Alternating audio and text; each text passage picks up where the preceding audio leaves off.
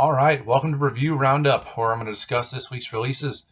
Three coming out this week. We got Spinning Gold in theaters. We have Tetris, which is streaming on Apple TV Plus, and we have Dungeons and Dragons: Honor Among Thieves, which is also in theaters. We'll start with Spinning Gold, based on the incredible true story of Casablanca Records in the 1970s and 80s, where they had an impressive run of hits from stars like Gladys Knight, Kiss, Donna Summer. The list goes on and on. It's a very interesting cast, led by Jeremy Jordan, who also breaks the fourth wall quite a bit. Michelle Monaghan, Dan Fogler, who's the comic relief, and honestly, it's great to see him again. I know he kind of disappeared from the spotlight a few years back, but it's good to see him getting some roles again. Jason Isaacs, Peyton List, Sebastian Maniscalco, Kaylee Cohen, the list goes on and on. It features a ton of musical interaction. A lot of the stars that I mentioned earlier are portrayed here in this film. Really enjoyed the guy who plays Gene Simmons. I thought he did a great job kind of narrowing down that. But it really does revolve around those characters for the most part. The film encompasses a long era of time, discusses a wide range of Casablanca records, obviously, but it also goes into their past, their up and coming to where they were struggling quite a bit, name changes, and this, that, and the other. I don't want to get too much into it.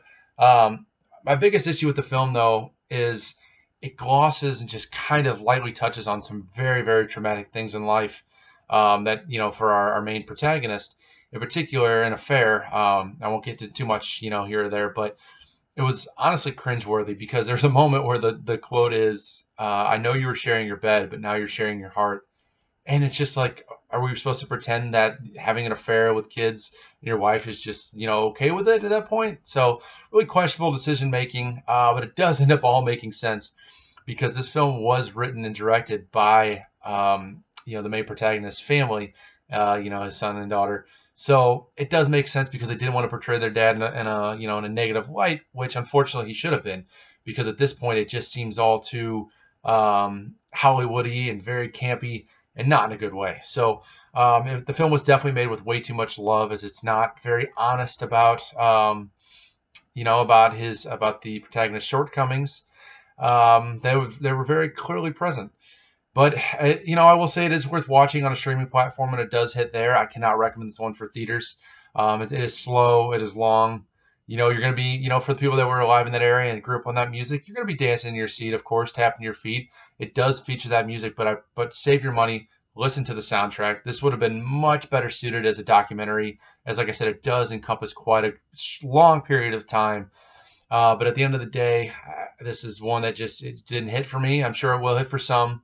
But for me, this is one better left to watch at home. So save your money on this one. This gets a 2.5 out of 5 for me, which for those of you who know me, 2.5 out of 5 is not a great place to be.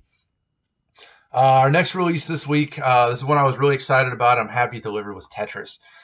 This will be streaming only on Apple TV Plus beginning here on Friday, March 31st, based on the wild and dangerous true story, I know, crazy words, about the game of Tetris and how it really became to be such a worldwide phenomenon. It's a really story about friendship, honor, and the sacrifices one makes for one family, sometimes without reason. But the film really does play like an espionage and spy thriller. It really showcases just how terrifying the Soviet Union was, how their government seized control of whatever they wanted, and how the KGB essentially did whatever they wanted on top of that. It started as an IP that somebody created, and the government decided to kind of seize control of that. When they sold the original rights to it. And then, of course, the game crosses paths with our main protagonist, played by Taron Egerton.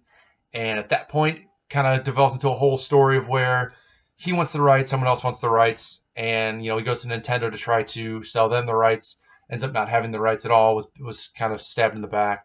And it really just kind of shows that back and forth and how, you really, I'm not saying you weren't, but you felt clearly unsafe at most times during the Soviet Union, especially as a foreigner coming over. But Taron Egerton completely disappears in this role, probably partly due to the mustache, which I imagine he took some points from Miles Teller from Top Gun Maverick on how to disappear into a character. But he really does a great job here. This film also stars Mara Huff, Miles Barrow, Toby Jones, Nikita Efremov, and it's a cast of mostly unknown names. Obviously, Toby Jones is going to ring a bell for most of you. But there's such a realism to it, and just it feels very authentic for the time period. And it's a remarkably entertaining thriller. It keeps you guessing. It's full of twists and turns. Just when you think it's about to end, it doesn't. It is a little bit long, but like I said, it's streaming. So if you need to take that break, you have to go to the restroom, you have to stop, pick back up, you will be able to do so. It's a 4.5 out or 4 out of 5 for me. I really did enjoy it. I really hope people see this one. I know the title probably could have found something better and more appropriate, of course. But I'm telling you, Tetris is worth the watch. I was very happy that it delivered. I saw that first trailer and I was really excited. And it really takes that video game, idea and elevates it to a different kind of standard. And our last review of the week, Dungeons and Dragons: Honor Among Thieves. I'll start this off with a preface. I mean, I know nothing about this lore. There's so much to it. I'm well aware of that, but the only little bit of background I have on this is due to Stranger Things, and I know they lightly touch on things. Dungeons and Dragons fans that are watching this, please don't be mad at me. I'm looking forward to watching a recap to see what what the Easter eggs and things that were hidden there I missed. But it's a wickedly fun fantasy adventure that is fun for the whole family. I mean, it's a very oddball cast. Chris Pine is at the top of his game. He's incredible. He's charming. He's hilarious. This role was, I don't know if it was built for him or not, but whoever gave this to him, job well done, because he is fantastic in this role. Michelle Rodriguez, Justice Smith, Regé-Jean Page, Hugh Grant, Sophia Lillis. I mean, it's just a very strange group of actors that mesh in different ways. Some are shy, some are very outgoing and charming, some are devilish, some are, just straight up funny. But it works very well.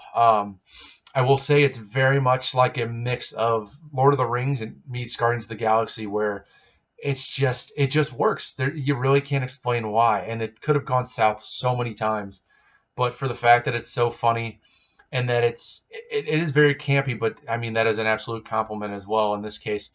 And it doesn't take itself too seriously. It's in the same vein as Your Highness, which I know gets a lot of flack. It's a personal favorite of mine. I know it's got its moments, and it's quite over the top, but this one is much more family friendly, obviously.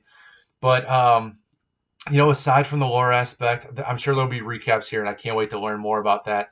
But one of the favorite scenes, I won't get into why and what happens, but there's a scene in a cemetery which is really well done, very funny, and a lot of deadpan humor and stuff, but it really works here. I 100% will watch a sequel of this. This gets a 4 out of 5 for me as well.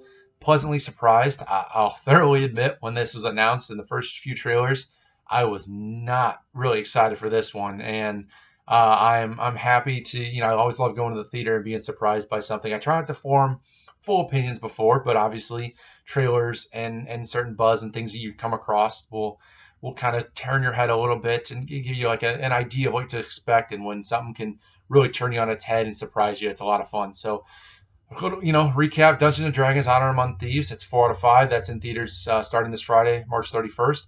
Also in theaters is Spinning Gold.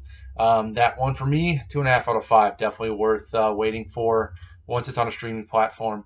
And last but not least, Tetris. Wild thriller, spy, espionage. Not quite in the vein of Bridge of Spies, but it's a lot faster paced than that one. That's also a 4 out of 5 for me. So a lot of good options this weekend, depending on what you're looking for. Looking forward to next week, where we have the Super Mario Brothers and Air, the story of how Michael Jordan really elevated Nike. So looking forward to talking to you all next week.